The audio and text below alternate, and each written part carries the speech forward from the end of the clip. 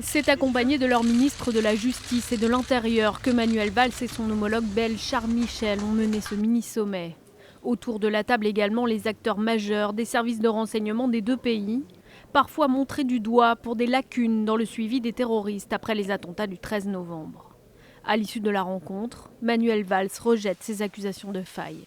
Ceux qui parlent de failles sont les mêmes qui nous critiquent quand on vote des lois sur le renseignement qui donnent plus de moyens à nos services de renseignement pour lutter. Parfois, ce sont les mêmes qui critiquent cette coopération ou qui considèrent que le PNR, c'est une mise en cause des libertés fondamentales.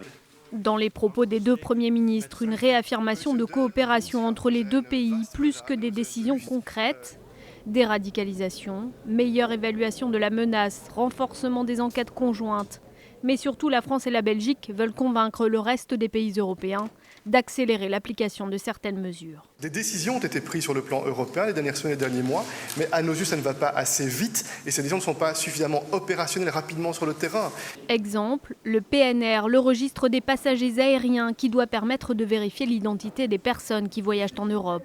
Adopté en décembre au Parlement européen, mais toujours pas mis en œuvre. Manuel Valls et Charles Michel ont également évoqué la nécessité de renforcer la surveillance aux entrées de l'espace Schengen.